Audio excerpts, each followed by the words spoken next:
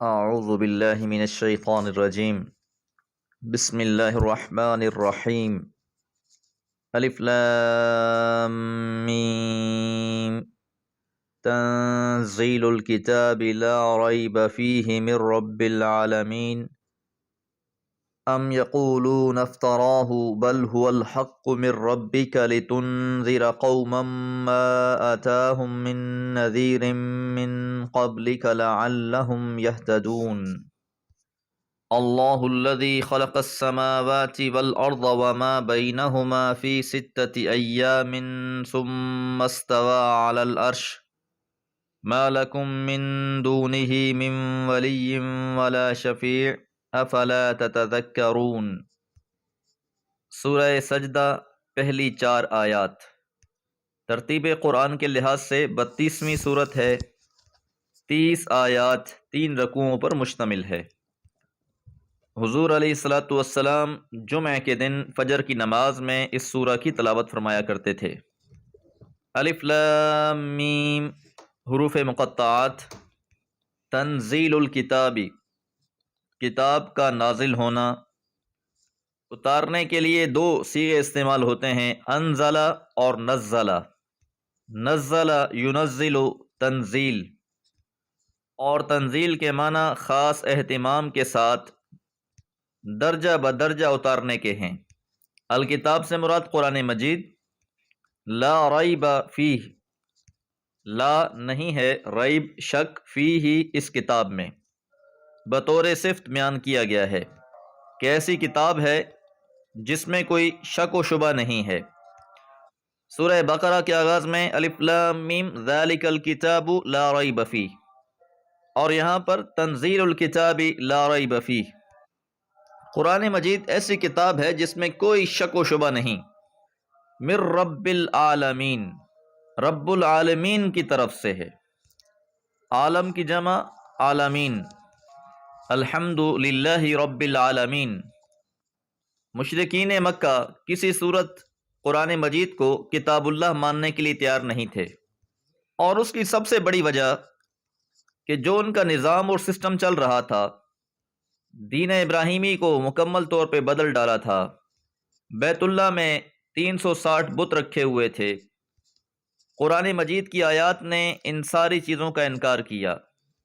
اس لیے اللہ تعالیٰ فرماتے ہیں کہ محمد صلی اللہ علیہ وسلم یہ آپ کا انکار نہیں کرتے، بلکہ یہ قرآن مجید اللہ کی آیتوں کے انکاری ہیں۔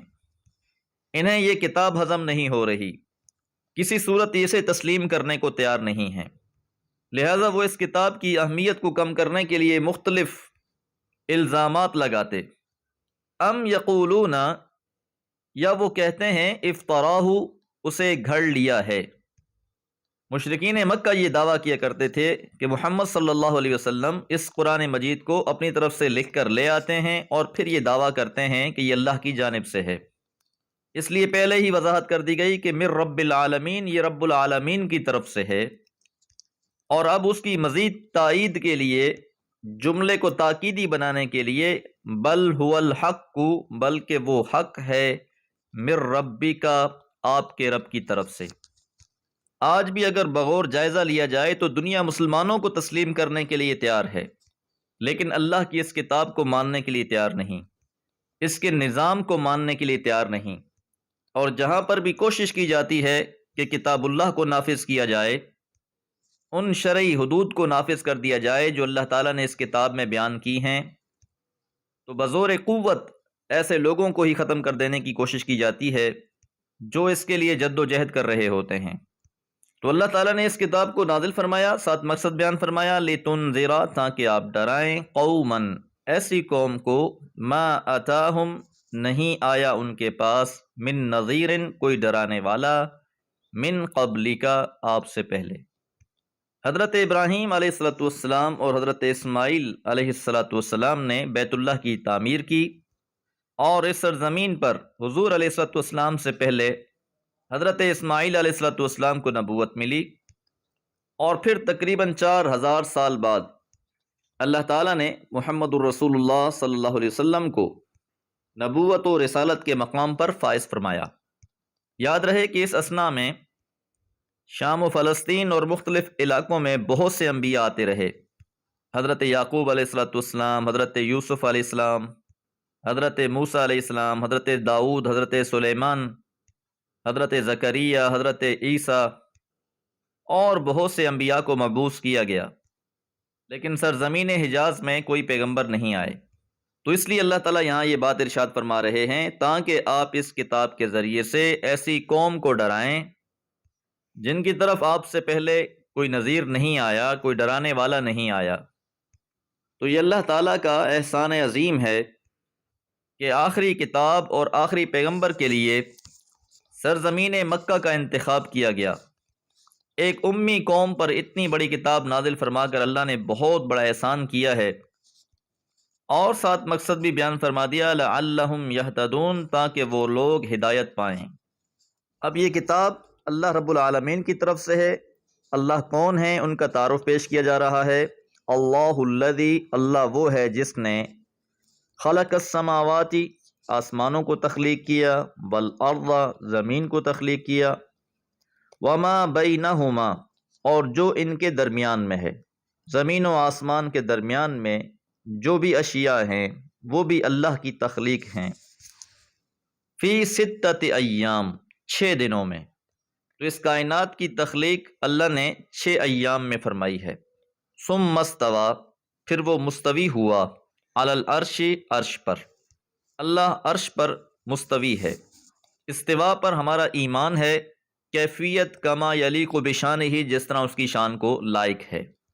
تخلیق کائنات سے پہلے اللہ کا عرش پانی پر تھا۔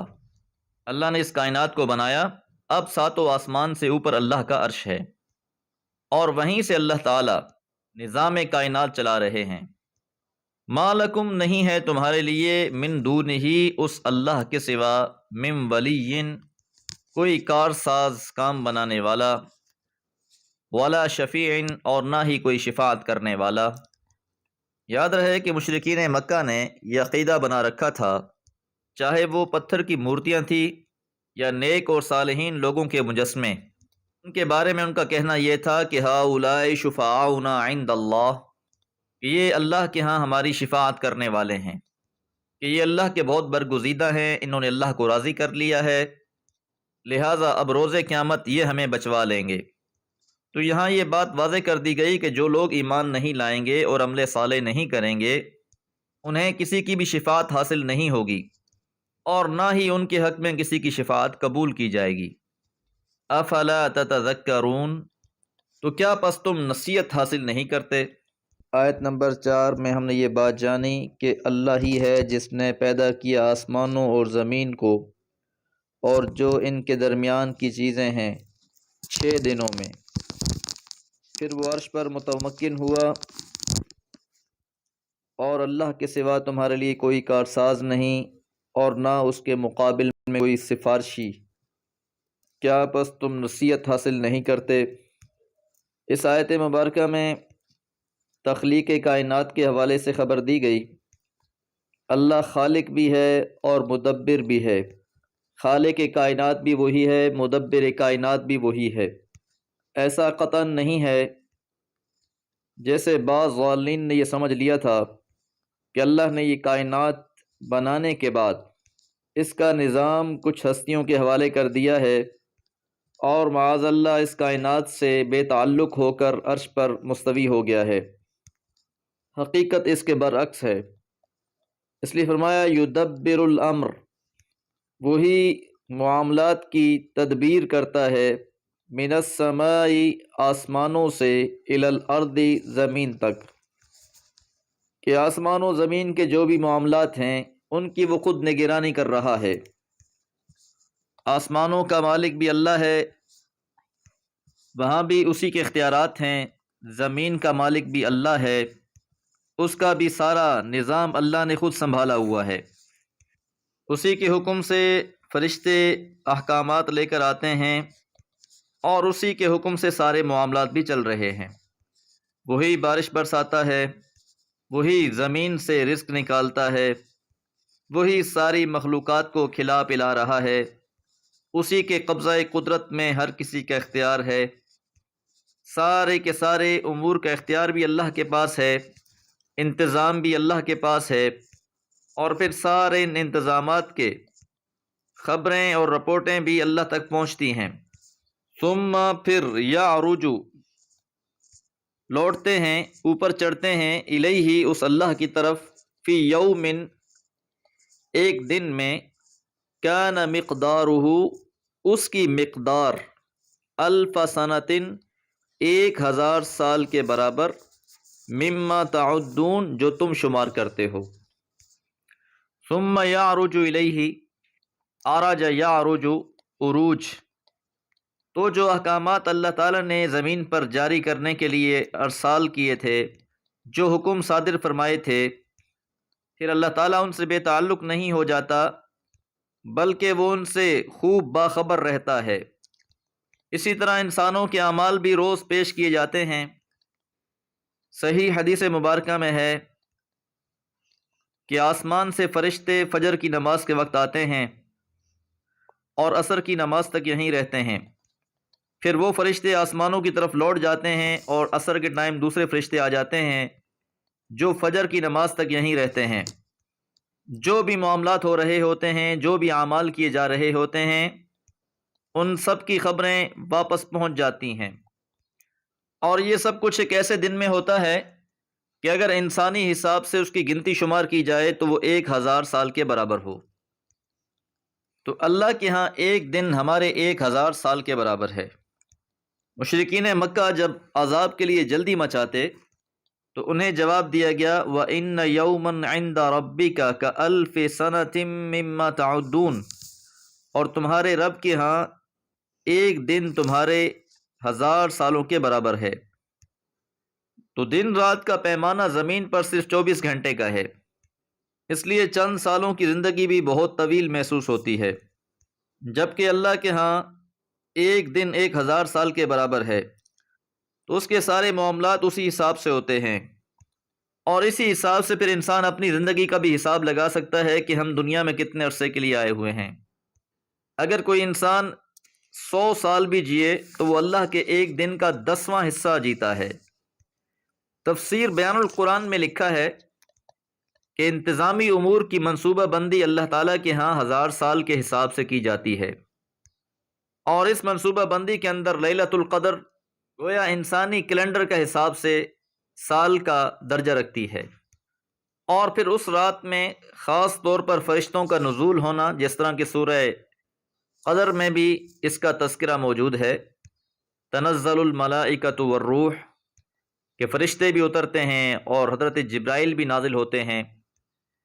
ذالک عالم الغیب والشہادہ، وہ غیب اور حاضر کا جاننے والا ہے، جو غیب کی باتیں ہیں وہ بھی اسے پتہ ہے، جو موجود ہے اس سے بھی وہ باخبر ہے، کوئی بات اس کے علم سے باہر نہیں۔ العزیز الحکیم، وہ زبردست، غالب اور مہربان ہے۔ تو یہ اللہ تعالیٰ کی ہی صفات ہیں، اللہ کے علاوہ کوئی بھی اس کائنات کے تمام اسرار سے واقف نہیں۔ باقی ساری مخلوقات کا علم انتہائی محدود ہے۔ یہ اللہ کی صفت خاص ہے کہ وہ تمام غائب اور حاضر سے واقف ہے، لہذا انسانوں کو بھی اللہ کی بڑائی کبریائی کو سمجھنا چاہیے، اس کی صفات سے واقفیت ہونی چاہیے۔ جتنی معرفت بڑھتی جائے گی اتنا ہی تقوی میں اضافہ ہوتا جائے گا۔ اس کائنات میں بہت سی پر اسرار چیزیں ہیں جن کو بیان کیا بھی جاتا ہے تو انسانوں کی سمجھ میں نہیں آتا، اور یہی ایمان بالغیب ہے کہ جس بات کو اللہ رب العالمین نے بیان کر دیا ہے اس پہ ہمارا ایمان ہے۔ آیت نمبر 6 میں ہم نے یہ بات جانی، ذالک عالم الغیب والشہادۃ العزیز الرحیم، وہ اللہ ہی ہے جو غائب اور حاضر کا جاننے والا ہے، غالب اور مہربان ہے۔ اللہ تعالیٰ کی آگے مزید صفات بیان کی جا رہی ہیں۔ احسن کل شیء خلقہ، تخلیق کی ہے اس نے ہر چیز کو بہترین تخلیق۔ اللہ تعالیٰ نے ہر چیز کو بنایا ہے، اور کیا ہی خوب بنایا ہے۔ اس کی خلقت میں سے جس پر بھی غور و فکر کیا جائے انسان دنگ رہ جائے۔ جتنی بھی اس کی مخلوقات ہیں ہر مخلوق کو بنایا، اس کے سارے معاملات ان کو القاء کر دیے، ان کو جینے کا طریقہ سکھایا۔ غرض انسان جس چیز کے بارے میں بھی غور و فکر کرے، بہت سے مشاہدوں سے آشنا ہو جائے۔ وَبَدَأَ خَلْقَ الْإِنسَانِ، اور اس نے انسان کا آغاز کیا، من طین، مٹی سے۔ انسانی خلقت کا آغاز مٹی سے ہوا۔ اللہ تعالیٰ نے پہلا انسان حضرت آدم علیہ السلام کو مٹی سے بنایا، اور اس کی تخلیق کے مختلف مراحل کا تذکرہ مختلف جگہ پر ہوا۔ تو اللہ کی مخلوقات میں سے چھوٹی چیز سے لے کر انسان تک کسی بھی مخلوق پر غور کیا جائے تو غور کرنے والا خود اس بات کی گواہی دے گا، تبارک اللہ احسن الخالقین، بڑی ہی بابرکت ذات ہے وہ جو بہترین تخلیق کرنے والی ہے۔ ثم، پھر، جعل نسلہ، آدم کی تخلیق کے بعد باقی انسانوں کی تخلیق کا جو مرحلہ ہے اس کی طرف اشارہ فرمایا۔ ثم جعل، پھر بنایا، نسلہ، اس کی نسل کو، من سلالۃ من ماء مہین، ایک حقیر پانی کے خلاصے سے۔ تو یہ انسان کی تخلیق کے دوسرے مرحلے کی طرف اشارہ ہے، جہاں سے نسل انسانی چلی، کہ انسان اپنی تخلیق اول پر بھی غور کر لے اور تخلیق ثانی پر بھی، اور اس کے بعد وہ اپنی حیثیت کو سمجھ لے۔ ثم، پھر، سواہ، اس کا تسویہ کیا۔ تسویہ کے معنی کسی چیز کو سنوارنے کے ہیں، اس کی نوک پلک درست کرنے کے ہیں۔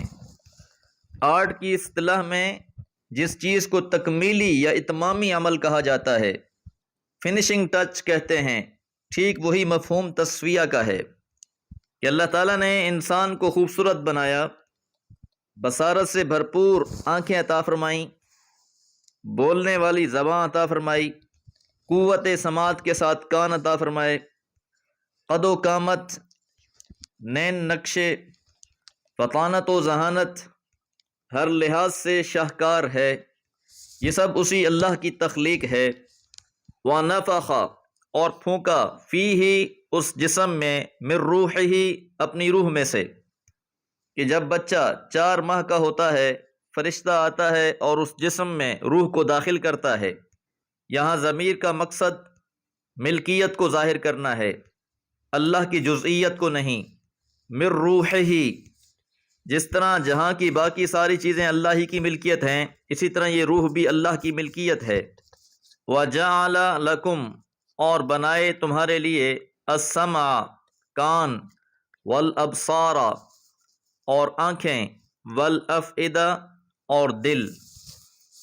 صرف انسان میں روح ہی داخل نہیں کی، بلکہ اس روح کے ساتھ ساتھ ایسی نورانیت بھی اسے بخشی جس سے آنکھیں دیکھنے کے قابل ہوئیں، کان سننے کے قابل ہوئے، دل و دماغ کو سوچنے اور سمجھنے کی قوت بخشی، اور ایسی صلاحیتوں سے نوازا جو انسان کو باقی مخلوقات سے ممتاز کر دیتی ہیں۔ قلیلا ما تشکرون، تم بہت کم ہی شکر گزار ہوتے ہو، کیونکہ عمومی طور پر انسان ان نعمتوں کی طرف توجہ نہیں دیتا، اسے اس بات کا احساس ہی نہیں کہ اللہ کی کتنے بڑے انعامات سے وہ نوازا گیا ہے، لہذا عمومی طور پر بے قدری کرتا ہے اور ناشکری کرتا ہے۔ اور یہی انسان پھر اپنی تخلیق کو بھول کر، اپنے مرنے کو بھول کر ایک سوال کرتا ہے، وقالوا، اور وہ کہتے ہیں، اَإِذَا ضَلَلْنَا فِي الْأَرْضِ، کیا جب ہم زمین میں رل مل جائیں گے، مرنے کے بعد زمین کا حصہ ہو جائیں گے، أَإِنَّا لَفِي خَلْقٍ جَدِيدٍ، تو کیا پھر ہم نئی خلقت میں آ جائیں گے؟ کیا مرنے کے بعد ہمیں دوبارہ زندہ کیا جائے گا؟ عمومی طور پر انسان اس بات کو تسلیم کرنے کے لیے تیار نہیں ہوتا، تو اس لیے پہلے اس کی خلقت کی طرف اشارہ کیا گیا کہ ذرا یاد کرو، پہلی ابتدا تمہاری مٹی سے ہوئی، پھر نسل انسانی چلی، پھر اللہ تعالیٰ نے تمہیں تخلیق کیا، بہت سی صلاحیتوں سے تمہیں نوازا، تو جو مالک تمہیں پہلی بار تخلیق کرنے پر قادر ہے، وہ اللہ دوبارہ تمہیں تخلیق کرنے پر بھی قادر ہے۔ اس لیے فرمایا کہ تم سب کا دوبارہ زندہ کیے جانا ایسا ہی ہے جیسے کسی ایک انسان کا زندہ کیا جانا۔ اللہ رب العالمین کے لیے یہ کوئی مشکل کام نہیں ہے۔ تو جس خالق نے پہلی بار تخلیق کیا ہے وہ روز قیامت انسانوں کو دوبارہ زندہ کرے گا۔ تو ان کے سوال کرنے کی وجہ کیا ہے؟ ان کو حیرت کیوں ہوتی ہے اس معاملے میں؟ اصل وجہ بھی بیان کی جا رہی ہے، بل ہم بلقاء ربہم، بلکہ وہ اپنے رب کی ملاقات کے کافرون، انکاری ہیں۔ اصل مسئلہ یہ ہے کہ یہ آخرت پر یقین نہیں رکھتے۔ جب آخرت پر یقین نہیں رکھتے تو دوبارہ جی اٹھنا بھی ان کو محال محسوس ہوتا ہے۔ لہذا انسان کو اس کی اپنی تخلیق پر ہی غور و فکر کی دعوت دی گئی ہے، اور اگر وہ انہی صلاحیتوں، آنکھوں، کانوں اور دل کو استعمال کرے تو اس نتیجے پر پہنچے گا، ان اللہ علی کل شیء قدیر، کہ بلا شبہ اللہ تعالیٰ تو ہر چیز پر قادر ہے۔ دعا ہے اللہ تعالیٰ ہم سب کو حقیقت سے آشنا فرمائے۔ وما علی الا البلاغ۔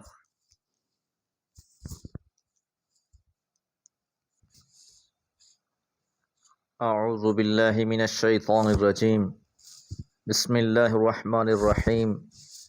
قل يتوفاكم ملك الموت الذي وكل بكم ثم إلى ربكم ترجعون ولو ترى إذ المجرمون ناكسوا رؤوسهم عند ربهم ربنا أبصرنا وسمعنا فارجعنا نعمل صالحا إنا موقنون ولو شئنا لآتينا كل نفس هداها ولكن حق القول مني لأملأن جهنم من الجنة والناس أجمعين۔ سورہ سجدہ آیات 11 سے 13۔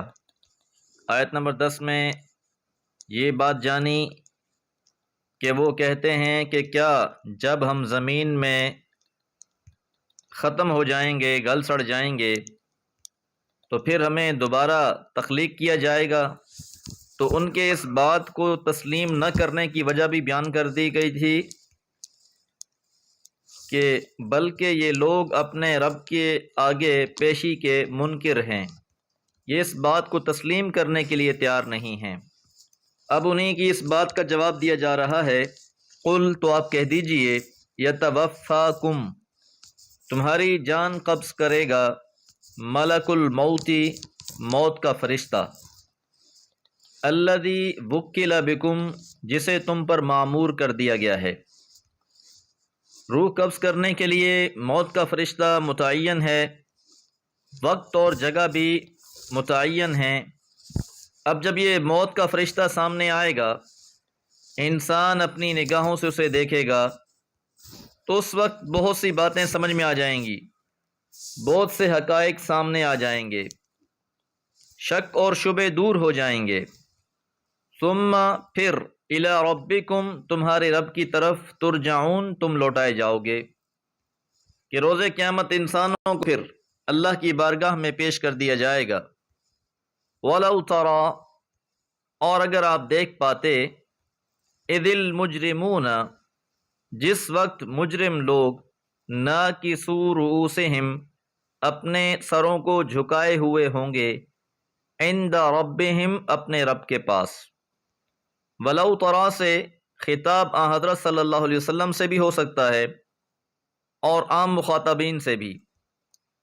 اگر خطاب حضور علیہ الصلوۃ والسلام سے ہے تو انہیں یہ تسلی دی جا رہی ہے کہ آج تو یہ لوگ آپ کے سامنے بڑے اکڑ کر آتے ہیں، بڑا تکبرانہ رویہ اختیار کرتے ہیں، آپ کی کسی بات کو تسلیم کرنے کے لیے تیار نہیں ہیں، لیکن بہت جلد وہ دن آنے والا ہے کہ جس دن یہ سارے کے سارے اکڑنے والے لوگ، یہ سارے کے سارے انکاری لوگ اللہ کی بارگاہ میں حاضر ہوں گے اور سر جھکائے ہوئے کھڑے ہوں گے، اور پھر یہ اقرار کریں گے، ربنا، اے ہمارے رب، ابصرنا، ہم نے دیکھ لیا، وسمعنا، اور ہم نے سن لیا، فرجعنا، پس ہمیں لوٹا دے، نعمل صالحا، ہم نیک عمل کریں گے۔ کہ دنیا میں تو یہ اس بات کو تسلیم کرنے کے لیے بھی راضی نہیں ہیں کہ مرنے کے بعد دوبارہ جی اٹھیں گے، کوئی حساب کتاب لیا جائے گا، جنت اور جہنم ہوگی۔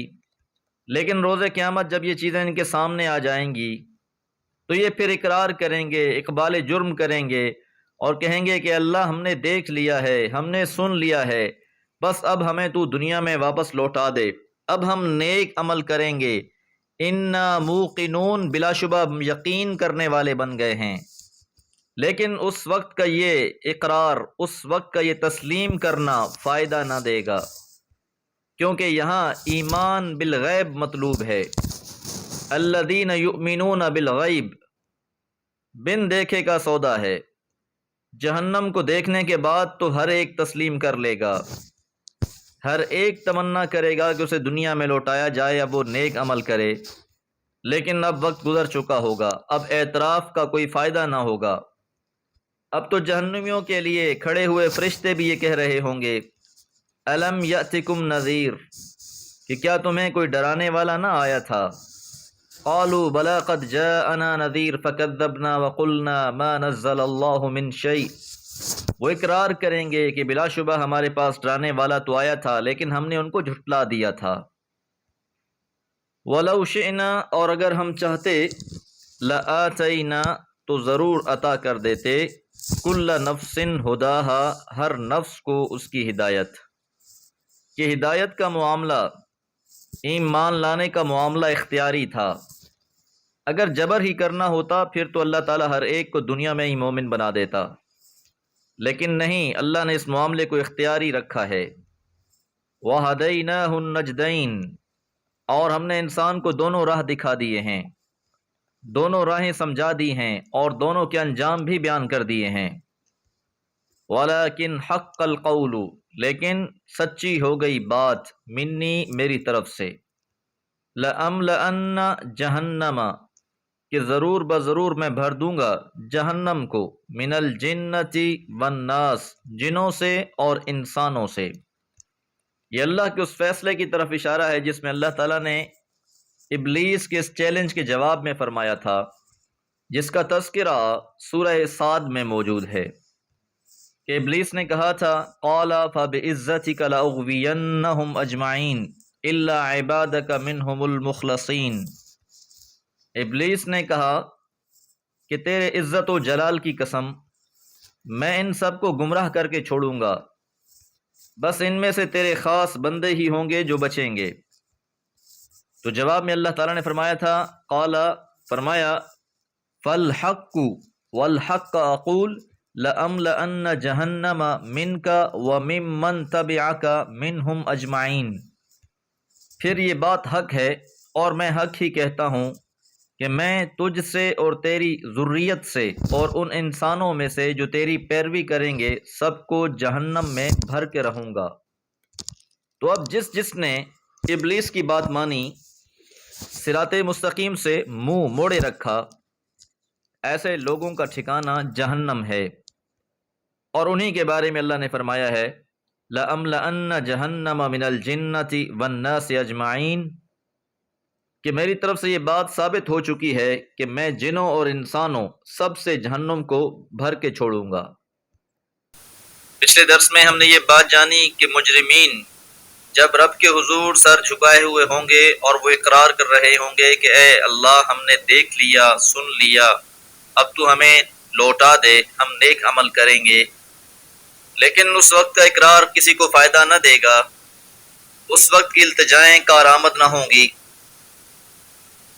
بلکہ انہیں جواب دیا جائے گا، فَذُوقُوا، پس مزہ چکھو، بِمَا نَسِیتُمْ لِقَاءَ یَوْمِکُمْ ہَذَا، اس بات کا کہ تم نے اس دن کی پیشی کو بھلا دیا۔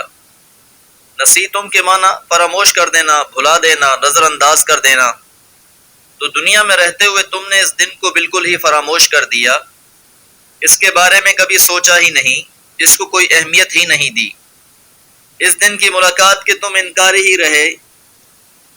اِنَّا نَسِینَاکُمْ، بلا شبہ ہم نے بھی تم کو بھلا دیا، ہم نے بھی تم کو نظر انداز کر دیا ہے آج کے دن۔ وَذُوقُوا عَذَابَ الْخُلْدِ، اور چکھو اب ہمیشگی والا عذاب بما کنتم تعملون بسبب جو تم اعمال کرتے تھے، کہ اب اپنے اعمال کی پاداش میں ہمیشگی والا عذاب ہے، اب تم اسی سے دوچار رہو گے، تمہاری التجائیں، منت و سماجت، واپس لوٹائے جانے کی تمنا، یہ سب بیکار ہیں۔ اب تو یہاں پہنچنے کے بعد دو ہی باتیں ہیں، یا نعمتوں والی جنتیں یا دردناک عذاب۔ یہاں تک ان لوگوں کا تذکرہ ہوا جو لوگ نظر انداز کرنے والے ہیں، اللہ کے دین کو فراموش کرنے والے ہیں، زندگی غفلت میں گزار دینے والے ہیں۔ اس کے مقابلے میں دوسرے گروہ کا تذکرہ کیا جا رہا ہے، انما بلا شبہ یؤمنو بآیاتنا، ایمان لاتے ہیں ہماری آیتوں پر، الذین، وہ لوگ جنہیں اذا ذکروا، جب نصیحت کی جائے، بہا، ان آیات کے ذریعے سے، خروا سجدا، وہ سجدے میں گر پڑتے ہیں۔ کہ آیات سے نصیحت ہر کسی کو کی جاتی ہے، کچھ تو ہوتے ہیں جو اعراض کر لیتے ہیں، لیکن خوش نصیب وہ لوگ ہیں کہ اس یاد دہانی سے، اس نصیحت سے اچھا اثر لیتے ہیں۔ جب انہیں قرآنی آیات سے نصیحت کی جاتی ہے، ڈرایا جاتا ہے، وہ سجدے میں گر پڑتے ہیں۔ وَسَبَّحُوا، اور وہ تسبیح بیان کرتے ہیں، بِحَمْدِ رَبِّهِمْ، اپنے رب کی حمد کے ساتھ، اللہ کی حمد و ثنا بیان کرتے رہتے ہیں، پاکیزگی بیان کرتے ہیں۔ تسبیح، سبحان اللہ، یہ کلمہ تنزیہ ہے، یعنی اللہ کی ذات پاک ہے، ہر قسم کے شرکاء سے، اولاد سے، اس کا کوئی ہمسر نہیں۔ تسبیح کے اندر یہ معنی پائے جاتے ہیں، اور تحمید میں اس بات کا معنی پایا جاتا ہے کہ تمام تعریفیں اللہ ہی کے لیے ہیں، وہ اس بات سے خوب آگاہ ہیں، وَهُمْ لَا يَسْتَكْبِرُونَ، اور وہ تکبر اختیار نہیں کرتے۔ تو ان کو یہ توفیق سجدہ اس لیے نصیب ہوتی ہے، وہ تسبیح و تحمید اسی لیے بیان کرتے ہیں کہ وہ متکبر نہیں ہوتے، وہ اپنی اوقات سے بھی واقف ہوتے ہیں اور اللہ کی ذات سے بھی آشنا۔ یاد رہے کہ تکبر بہت بڑی بیماری ہے، اور سب سے پہلے اس کا ارتکاب ابلیس نے خود کیا، اور یہی سب سے پہلا گناہ ہے۔ آگے اہل ایمان کی مزید صفات بیان کی جا رہی ہیں، تتجافا جنوبہم، تتجافا الگ رہتے ہیں، کنارہ کش رہتے ہیں، جنوبہم، جنب ان کی جمع جنوب پہلو کو کہتے ہیں، کہ ایمان لانے والے لوگ وہ ہیں کہ جن کے پہلو جدا رہتے ہیں ان مضاجع، بستروں سے۔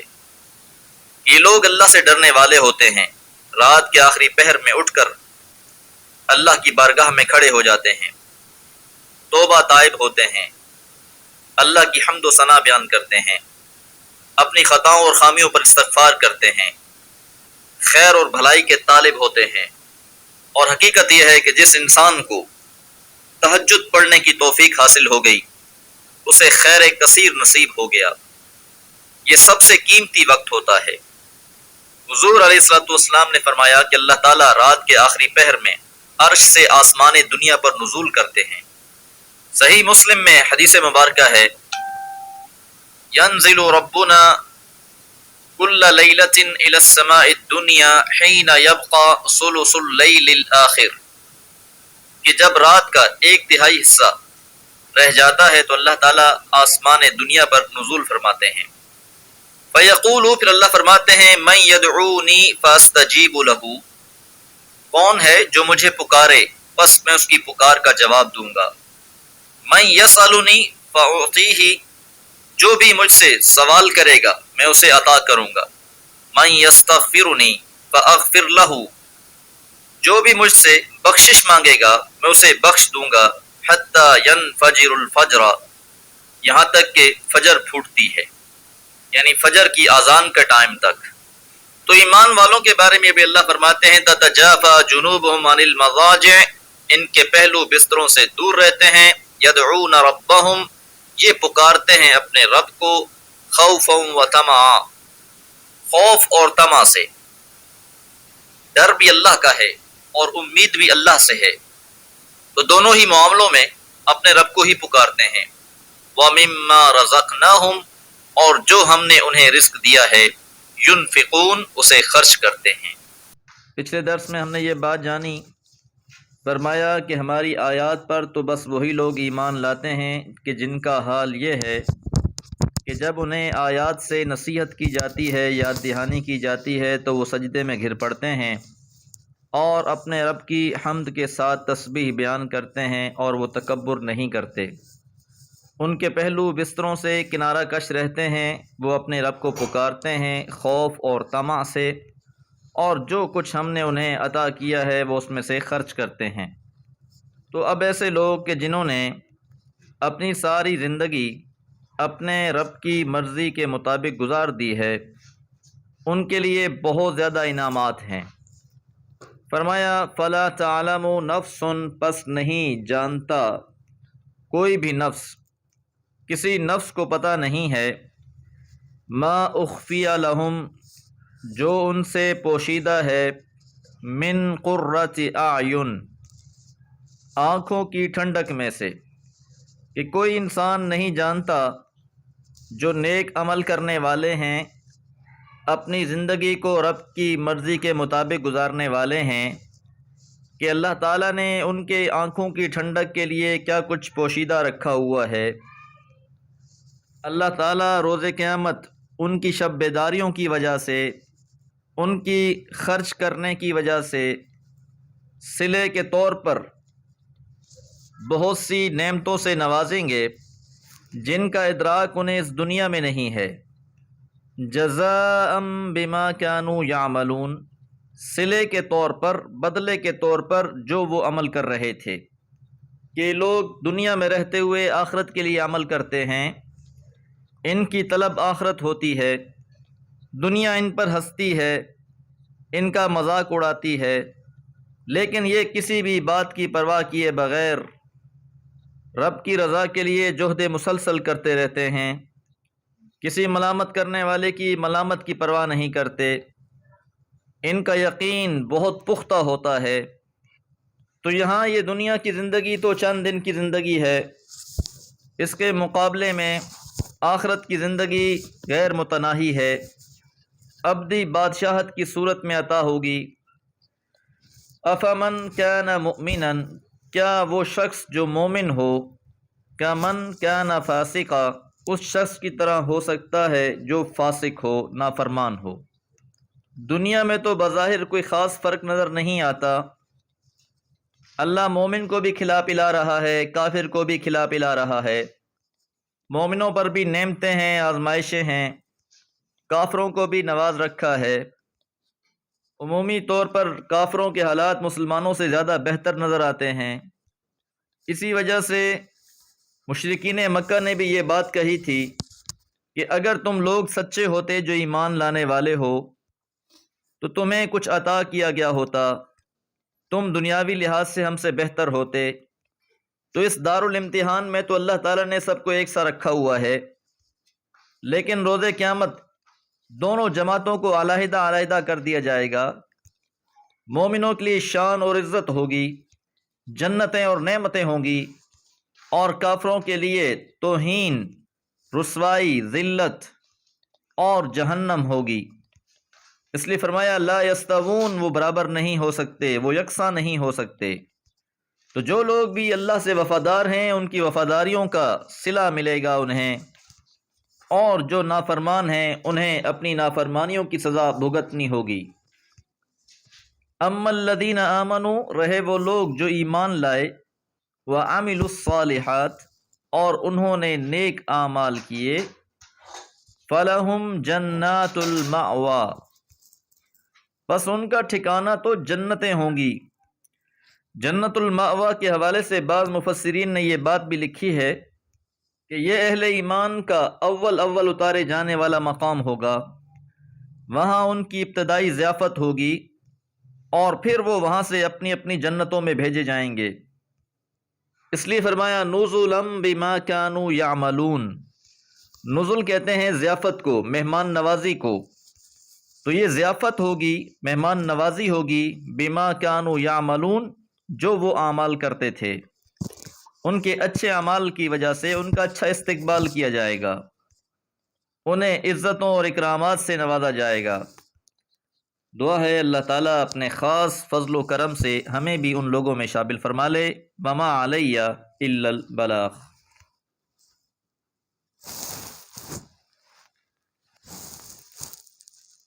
اعوذ باللہ من الشیطان الرجیم، بسم اللہ الرحمن الرحیم۔ وَأَمَّا الَّذِينَ فَسَقُوا فَمَأْوَاهُمُ النَّارُ كُلَّمَا أَرَادُوا أَن يَخْرُجُوا مِنْهَا أُعِيدُوا فِيهَا وَقِيلَ لَهُمْ ذُوقُوا عَذَابَ النَّارِ الَّذِي كُنْتُمْ بِهِ تُكَذِّبُونَ وَلَنُذِيقَنَّهُمْ مِنَ الْعَذَابِ الْأَدْنَى دُونَ الْعَذَابِ الْأَكْبَرِ لَعَلَّهُمْ يَرْجِعُونَ وَمَنْ أَظْلَمُ مِمَّنْ ذُكِّرَ بِآيَاتِ رَبِّهِ ثُمَّ أَعْرَضَ عَنْهَا إِنَّا مِنَ الْمُجْرِمِينَ مُنْتَقِمُونَ۔ سورہ سجدہ آیات 20 سے 22۔ آیت 18 اور 19 میں یہ جانا، کیا وہ شخص جو مومن ہے وہ اس کی مانند ہو سکتا ہے جو نافرمان ہو؟ دونوں یکساں نہیں ہو سکتے۔ رہے وہ لوگ جو ایمان لائے اور عمل صالح کیے، پس ان کا ٹھکانہ تو جنت ہے، ان کے اعمال کے صلے میں ان کے لیے ضیافت ہوگی۔ وَأَمَّا الَّذِينَ فَسَقُوا، اب یہ دوسرے لوگ، رہے وہ لوگ جنہوں نے نافرمانی کی، فسق کیا، فَمَأْوَاهُمُ النَّارُ، بس ان کا ٹھکانہ آگ ہے، دوزخ ہے۔ اہل ایمان کو اب یہ دوسرا گروہ ہے جنہوں نے دنیا میں اپنی منمانیاں کی، اپنے جان اور مال کو اپنی جاگیر سمجھا۔ اب روز قیامت ان کا ٹھکانہ جہنم ہوگا۔ کلما، جب بھی، ارادو، وہ ارادہ کریں گے، ان یخرجوا منہا، کہ وہ نکل جائیں اس میں سے، کہ وہ جب بھی دوزخ سے نکلنے کی کوشش کریں گے، اعیدوا فیہا، انہیں اس میں لوٹا دیا جائے گا۔ بار بار نکلنے کی کوششیں کریں گے، وہاں سے بھاگنے کی کوششیں کریں گے، لیکن انہیں پھر ہر بار دھکیل کر وہیں جہنم میں پھینک دیا جائے گا۔ وقیل لہم، اور کہا جائے گا ان سے، ذوقوا، چکھو، عذاب النار، آگ کا عذاب، الذی کنتم بہ تکذبون، وہ آگ کہ جس کا تم انکار کرتے تھے، جسے تم جھٹلا دیتے تھے، حساب کتاب کو اور جہنم کو ماننے کے لیے تم تیار نہ تھے۔ تو دونوں گروہوں کا انجام بیان کر دیا گیا۔ افمن کان مؤمنا کمن کان فاسقا لا یستوون، کہ بھلا جو شخص مومن ہوگا وہ اس کی طرح کیسے ہو سکتا ہے جو فاسق ہو، وہ برابر نہیں ہو سکتے۔ انجام کار کے لحاظ سے دونوں کا انجام بہت مختلف ہوگا۔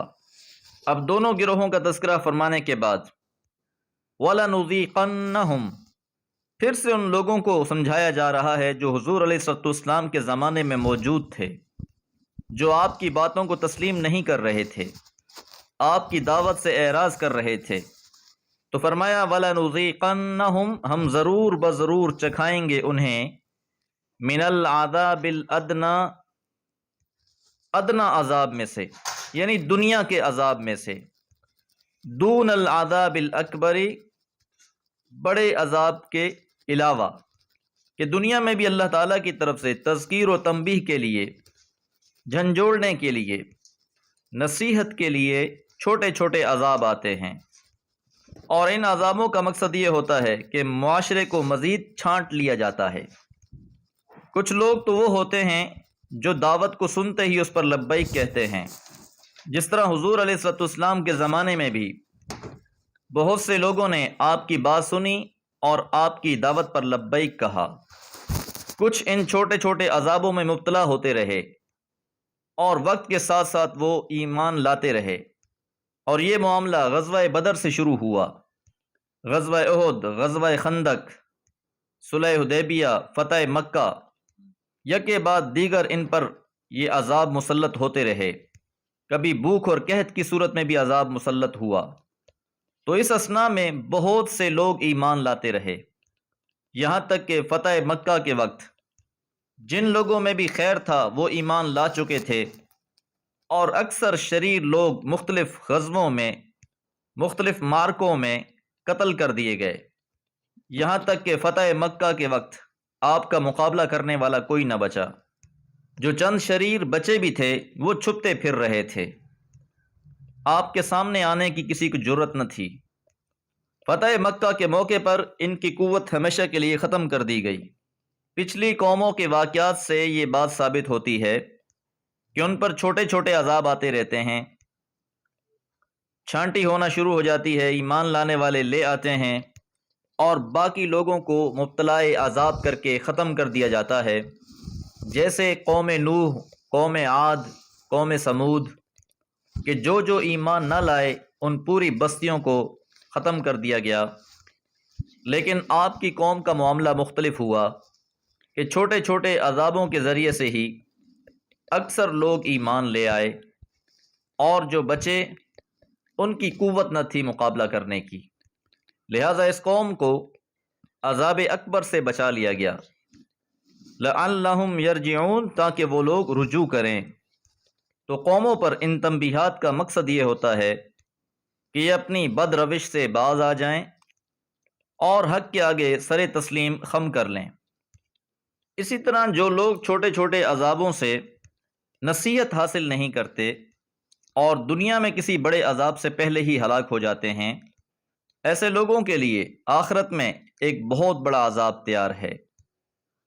ومن اظلم، اور کون بڑا ظالم ہو سکتا ہے، ممن، اس شخص سے، ذکرہ، جسے نصیحت کی گئی، یاد دہانی کرائی گئی، بآیات ربہ، اس کے رب کی آیتوں سے، ثم اعرض عنہا، پھر وہ اس سے اعراض کرتا ہے، منہ پھیر لیتا ہے، کہ اللہ کی کتاب میں سے اسے آیتیں پڑھ پڑھ کر سنائی جاتی ہیں، واعظ و نصیحت کی جاتی ہے، لیکن وہ ظالم شخص ان آیتوں سے، ان واعظ و نصیحت سے اعراض کرنے والا ہے، منہ پھیر لینے والا ہے، تو ایسا شخص ہی سب سے بڑا ظالم ہے۔ انا، بلا شبہ ہم، من المجرمین، مجرموں سے، منتقمون، انتقام لینے والے ہیں۔ تو کوئی بھی ایسی قوم جس کی طرف اللہ کا پیغمبر آ جائے اور وہ اللہ کی کتاب کے ذریعے سے اپنی قوم کو سمجھا دے، نصیحت کر دے، اور پھر بھی قوم اسے تسلیم نہ کرے، تو ایسے لوگ بہت بڑے ظالم ہیں، اور یقیناً پھر بالآخر ایسے لوگوں سے انتقام لیا جائے گا، دنیا میں بھی ذلت ان کا مقدر ہوگی اور آخرت میں بھی رسوا کیے جائیں گے۔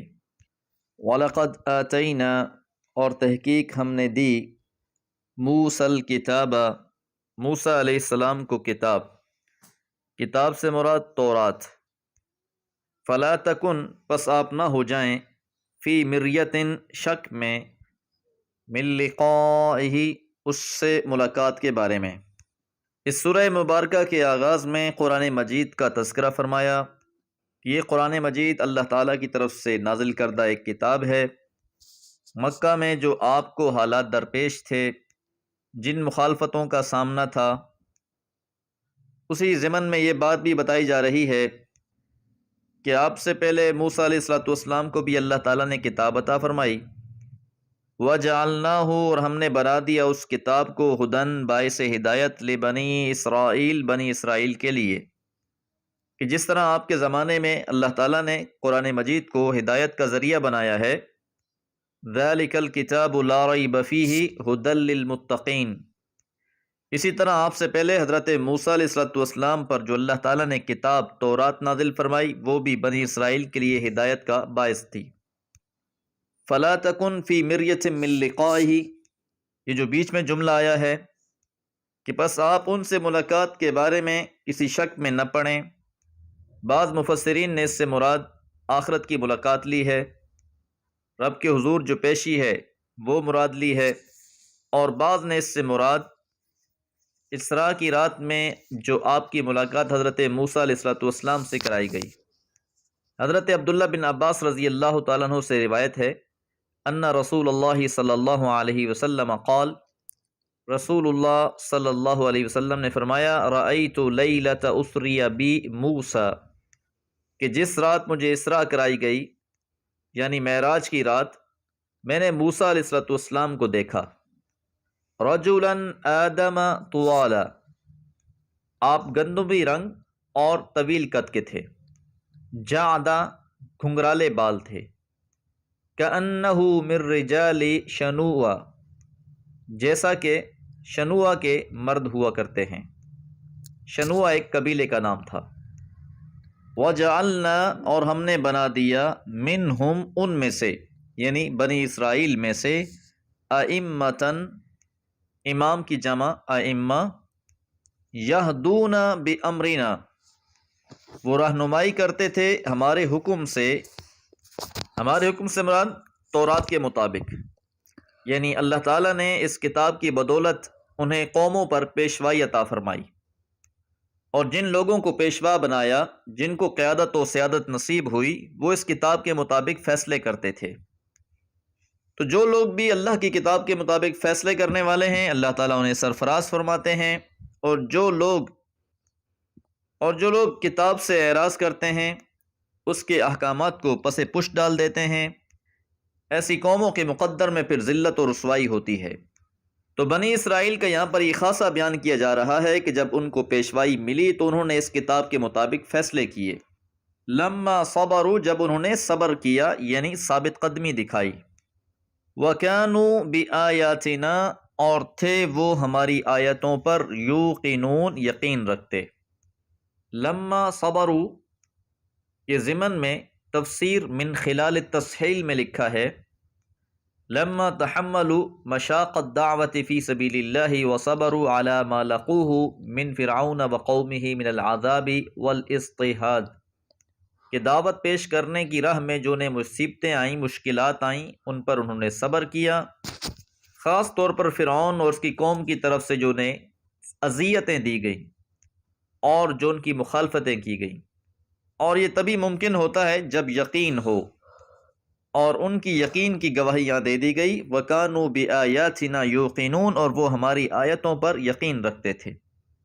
إِنَّ رَبَّكَ، بلا شبہ آپ کا رب، ہوا یفصل، وہ فیصلہ کر دیں گے، بینہم، ان کے درمیان، یوم القیامت، قیامت کے دن، ان باتوں میں جن میں وہ اختلاف کر رہے تھے۔ یاد رہے کہ بنی اسرائیل کے بارے میں ہم یہ بات پڑھ چکے ہیں کہ کچھ عرصے کے بعد ان لوگوں نے تورات میں اختلاف کیا، مختلف گروہ بنا لیے، فرقوں میں تقسیم ہو گئے، کتاب اللہ میں تبدیلیاں کر ڈالیں، اور ہر گروہ اپنے حق پر ہونے کا یقین رکھتا۔ یہ اختلافات ان میں بہت زیادہ شدید ہوئے، اور یہاں یہ بات واضح کر دی گئی کہ بالآخر ان کے درمیان روز قیامت یہ فیصلہ کر دیا جائے گا کہ کون حق پر تھا اور کون ضد پر تھا۔ اولم یہد لہم، کیا یہ بات بھی ان کے لیے ہدایت دینے والی نہ بنی، کم اہلکنا من قبلہم، کہ کتنوں کو ہی ہم نے ہلاک کر دیا ان سے پہلے، من القرون، قوموں میں سے، کہ بنی اسرائیل سے پہلے بھی کتنی ہی قومیں تھیں جنہیں ہم نے ہلاک کر دیا۔ اور ان قوموں سے مراد وہی قومیں ہیں جن کا تذکرہ قرآن مجید میں بھی بارہا کیا گیا، قوم عاد، قوم سمود، قوم لوط، قوم نوح، جن کی سرگزشتیں قرآن مجید میں بیان کی گئی ہیں۔ ان فی ذلک لآیات، بلا شبہ اس میں نشانیاں ہیں۔ یہاں سے تنبیہ کی جا رہی ہے اہل مکہ کو بھی، جو آپ کے زمانے میں آپ کی اور کتاب کی مخالفت کر رہے تھے۔ افلا یسمعون، کیا وہ سنتے نہیں؟ تو یہ جو بار بار قرآن مجید میں مختلف قوموں کے واقعات بیان کیے جا رہے ہیں اور ان کے نتائج کو بھی بیان کیا جا رہا ہے، تو کیا یہ لوگ سنتے نہیں ہیں؟ اس سے نصیحت حاصل کیوں نہیں کرتے؟ ان واقعات کو بیان کرنے کا مقصد بھی تنبیہ ہے، عبرت اور نصیحت حاصل کرنا ہے۔ اور یہ سورہ کی آخری آیات ہیں۔ اولم یرو، کیا انہوں نے دیکھا نہیں، انا نسوق الماء، بلا شبہ ہم ہانک کر لے جاتے ہیں پانی کو، الی الارض الجرز، چٹیل زمین کی طرف، کہ کیا ان لوگوں نے اس بات کی طرف دھیان نہیں دیا کہ اللہ تعالیٰ پانی والے بادلوں کو چٹیل زمین کی طرف ہانک کر لے جاتے ہیں، وَنُخْرِجُ ہم نکالتے ہیں بِهِ اس پانی کے ذریعے سے زرع کھیتی، تأکل منہ کھاتے ہیں اس میں سے انعامہم ان کے چوپائے جانور، وانفسہم اور وہ خود بھی۔ انسانی مشاہدات میں سے ایک اور مشاہدہ پیش کیا جا رہا ہے جسے ہر انسان دیکھتا ہے، کہاں سے بادل اٹھتے ہیں اور انہیں کہاں لے جایا جاتا ہے، پھر وہ پانی برساتے ہیں اور بنجر زمینوں میں کھیتیاں نکل آتی ہیں، پھر یہ کھیتیاں انسانوں کے لیے، جانوروں کے لیے، سب کے لیے مفید ہیں۔ افلا یبصرون کیا وہ دیکھتے نہیں کہ یہ سارا اہتمام اللہ تعالیٰ کی طرف سے ہے اور اس نے اپنی مخلوق کے لیے کیا ہے، کہ کس طرح اللہ تعالیٰ نے ایک مردہ زمین کو زندہ کر دیا اپنی مخلوقات کے لیے۔ اگر اللہ تعالیٰ آسمان سے بارش نہ برسائے، زمین سے کھیتی نہ اگے، تو انسانوں اور جانوروں کے پاس کوئی اور ذریعہ نہیں کہ جس سے وہ زندگی گزارنے کے قابل رہ سکے۔ پانی سے ہی اللہ تعالیٰ نے ہر چیز کو تخلیق کیا ہے اور پانی سے ہی ہر چیز کی بقا ہے۔ وَيَقُولُونَ اور وہ کہتے ہیں، مَتَى هَذَا الْفَتْحُ کب ہے یہ فیصلے کا دن، ان کنتم صادقین اگر تم سچے ہو۔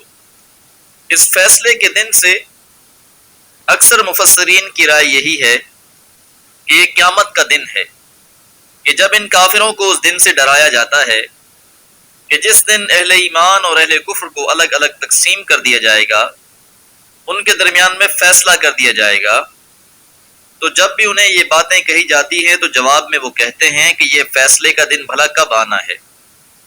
جبکہ امام بغوی رحمہ اللہ نے اس سے مراد فتح مکہ لی ہے، کہ جب اصحاب رسول کو ستایا جاتا تو وہ کافروں سے کہتے ان لنا یوما نتنعم فیہ کہ ہمارے لیے بھی نعمتوں کے دن آنے والے ہیں، ونستریح اور ہم بھی آرام کریں گے، ویحکم بیننا وبینکم اور ہمارے اور تمہارے درمیان میں فیصلہ کر دیا جائے گا۔ فقالوا استہزاء تو کافر مذاق اڑاتے ہوئے کہتے متی ھذا الفتح یہ فیصلہ کن دن کب آئے گا۔ جبکہ بعض مفسرین نے اس سے یوم بدر بھی مراد لیا ہے، لیکن اگلی آیت مبارکہ سے بھی پہلی رائے زیادہ مستحکم معلوم ہوتی ہے کہ یہ قیامت کے حوالے سے ہی ہے۔ قل آپ کہہ دیجئے یوم الفتح فیصلے کا دن، لا ينفع الذین کفروا نہیں فائدہ دے گا ان لوگوں کو جنہوں نے کفر کیا ہے، ایمانہم ان کا ایمان، کہ جس دن قیامت برپا ہو جائے گی، لوگ اپنی آنکھوں سے جہنم دیکھ لیں گے۔ دنیا میں تو یہ دوبارہ اٹھائے جانے کے منکر تھے، اب جب انہیں اٹھایا جائے گا تو انہیں یقین ہو جائے گا، اب یہ ایمان لائیں گے، ہر بات کو تسلیم کریں گے، لیکن یہ اللہ تعالیٰ کا بھی حتمی فیصلہ ہے کہ اس دن کا ایمان کسی کو فائدہ نہیں دے گا، اس دن کا اقرار سود مند نہیں ہوگا۔ وَلَا هُمْ يُنظَرُونَ اور نہ ہی انہیں مہلت دی جائے گی، کہ وہاں پر یہ بھی تمنا کی جا رہی ہوگی کہ کاش ہمیں دنیا میں دوبارہ لوٹا دیا جائے، اب جا کر ہم عمل صالح کریں گے، تو فرمایا انہیں مہلت بھی نہیں دی جائے گی، اور اس وقت جو وہ تسلیم کر رہے ہوں گے اس کا بھی انہیں فائدہ نہیں ہوگا۔ فَأَعْرِضْ عَنْهُمْ بس آپ ان سے اعراض کیجئے، وَانتظر اور منتظر رہیں، انہم بلا شبہ وہ بھی منتظرون منتظر ہی ہیں، کہ اگر یہ لوگ اب قیامت کے ہی منتظر ہیں، اس زندگی میں یہ اس کو تسلیم کرنے کے لیے تیار نہیں ہیں، تو ایسے لوگوں سے آپ بھی اعراض کیجئے، اب انہیں مزید سمجھانے کا کوئی فائدہ نہیں، آپ بھی انتظار کریں، وہ بھی منتظر ہیں، بالآخر جب وقت پورا ہوگا، مہلت ختم ہوگی، اس کے بعد وہ گھڑی بھی آ جائے گی۔ دعا ہے اللہ تعالی ہمارا پڑھنا سننا اپنی بارگاہ میں قبول فرمائے۔ وما علیہ الا البلاغ۔